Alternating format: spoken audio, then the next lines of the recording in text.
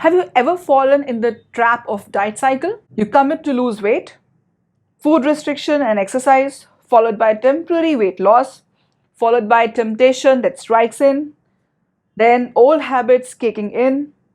You suffer from guilt, shame, failure, binge eating, and again weight gain. Have you ever wondered why it happened? There are two reasons. The first is poor understanding of weight gain and weight loss technique. Second is lack of long-term motivation. You remember when your father and mother used to tell you to read the questions twice before going to an exam? Have you ever wondered why? Because they knew that if you do not understand the problems properly, there are chances that you will answer them wrongly and you will lose your marks. Similarly, if you don't understand why obesity or weight gain is kicking in, there are high chances that you will not answer the problem correctly. That means you will not lose your weight properly.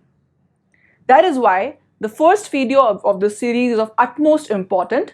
That is 15 reasons why you are gaining weight. Now the second thing is lack of motivation. I'm sure many of you have either term insurance or life insurance or Mediclaim policies because of the fear of death and the consequences that can lead that your family has to face after that. Similarly, if you know obesity can lead to serious comorbidities like heart failure, kidney failure and other issues, and it can also cost you your life, you will have fear for that.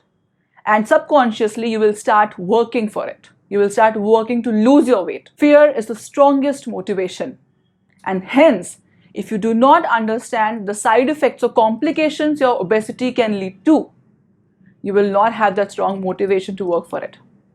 That is why the second video or the last video, which was on complications of obesity, was another very important thing. Hello and welcome to our YouTube channel, My Expert Doctor. I am Dr. Shalini Singh Salunke with you as your consultant physician. Let's discuss 4 steps of obesity management, or rather 4 pillars of obesity management.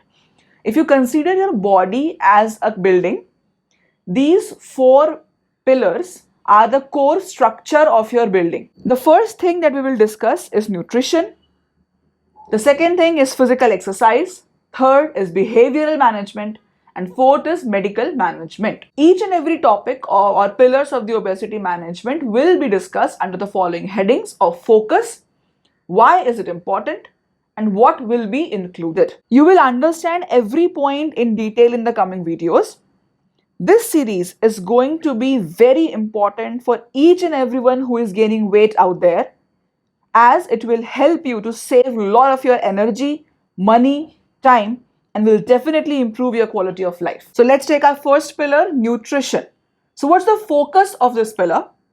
This is to restrict the calorie intake without compromising on nutrition and normal body functioning. If you are liking information we are giving through our videos, please encourage us by hitting like button. Share it with more and more people so that they will get benefited out of it. If you have any question related to your health, feel free to put it on the comment box. We will answer it as soon as possible. And also, do not forget to subscribe this channel and hit the bell icon to get notifications of our upcoming videos. Why is it important? Unthoughtful meal will lead to increased calorie intake with or without poor nutritional quality. So let's understand the basics of calories. Whatever we eat in our meal, the food that we eat basically consists of carbohydrate, protein, fat, fiber, vitamins and minerals, and water. Out of these, only carbohydrate, protein and fat is responsible for providing calories or adding calories to your body. Now, if you digest, after 100% digestion of 1 gram of carbohydrate, 4 calories of energy will be released. Similarly, 100% digestion of 1 gram of protein will release 4 calories of energy, and 1 gram of fat will release around 9 calories of energy after 100% digestion. So basically, calorie is nothing but the measure of energy released after complete digestion of food items, mostly consisting of carb, protein and fat. Now, I'll give an example. Suppose you have taken 2 chapatis with 1 tablespoon of ghee. So the 2 chapatis will have 15 grams of carbohydrate, 3 grams of protein, and 1 tablespoon of ghee will have 5 grams of fat. So if you'll conclude, or if you'll add all the calories from all these components, it will be somewhere around 117 calories. So that means if you will 100% digest your 2 chapatis with 1 tablespoon of ghee, you will have 117 calories of energy released for your body. This is calories. Now what is excess calories? Suppose I'll give you example of Suresh. Suresh is a food loving person. In breakfast, he took around 2 aloo ka paratha with 1 bowl curd, which added up to 450 calories to his body. In lunch, he ate around 2 chole bhature with 1 plate chicken biryani and 1 can of coke, which added 1500 calories to his body. As an evening snack, he again went to a shop. He chose to eat 2 cheeseburger with 1 glass of coke, which added 800 calories. And in dinner, he took something like one fried Manchurian as well with 1 plate fried rice and a glass of coke, which added around 1200 calories to his body. In total, he had 4000 calorie intake throughout the day. He is living a sedentary lifestyle, and only 2000 calorie is his requirement throughout the day.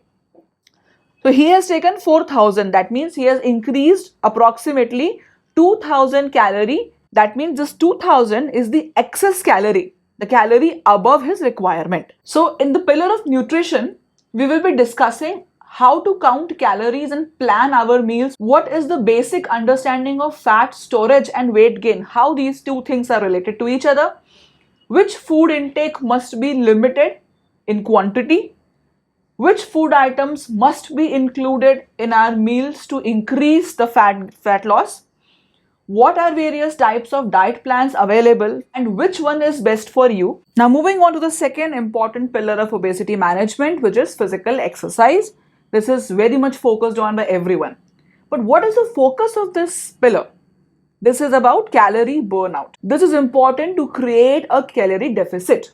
That means if you are having excess calorie because of which you have gained some weight, you need to create a deficiency of calories in your body so that the fat will mobilize from adipose tissue or fat storage units or organs to your blood in the form of energy so that you can use it. There will be reduction in the size of fat storage, which will lead to weight loss. Resting metabolic rate, that means if you are sleeping throughout the day, 24 hours, even in that situation, your body will require certain amount of energy to keep functioning. A certain amount of energy will be required for breakdown of your food. Rest amount of energy will be required for the wear and tear or for supporting you if you are doing some physical activity. 70% of the entire total expenditure of your energy will be invested in maintaining your resting metabolic condition. Around 5 to 8% will be required for breakdown of the food,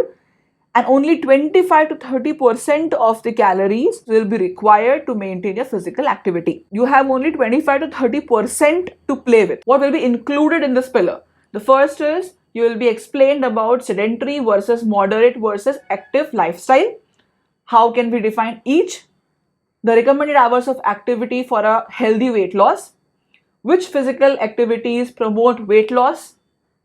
What is the condition that is weight loss plateau and how to avoid it? Cardio versus weight training. Which exercise is better to lose constant and healthy weight? Now moving on to the third pillar of obesity management, behavior. This is the most neglected pillar, rather the most important one to understand. So what's the focus? The focus here is to reinforce the changes brought by dieting and exercising. Suppose you have lost around 2 kgs or 3 kgs of weight in a month because you were put on diet and exercise. But then what behavioral change you should have in your life, in your active actions that will reinforce this change and you will get a constant result. This is the focus of this particular pillar.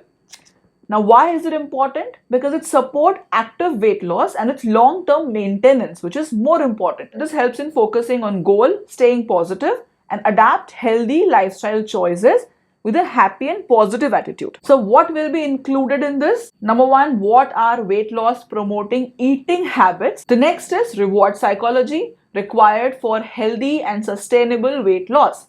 So how can you reward yourself All these things will be explained under this topic.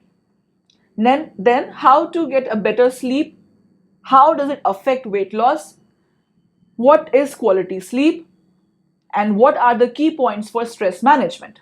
Stress is equally important. We know if we are under stress, we will gain weight. So how to manage that to have a constant and steady weight loss. Now the next pillar to discuss is medical management. This is the last pillar. The focus of this one is to give an extra push to few who need it.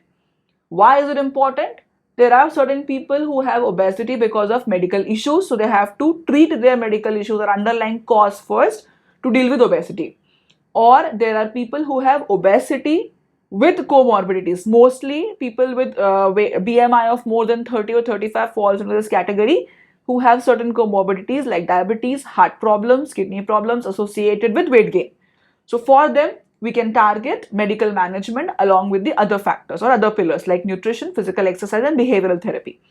Apart from that, if you are unable to lose your weight even after following protocols under expert supervision, now what all will be included under this category? Who can take medical help or medical management help?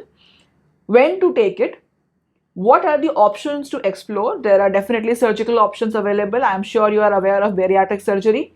There are certain medications also. Expected side effects of these medical management of obesity. Then bariatric surgery, is it safe? Now, if you want a constant, steady, healthy weight loss for a long time, there are 5 things which are essential, which are called keys to success. The 5 P's.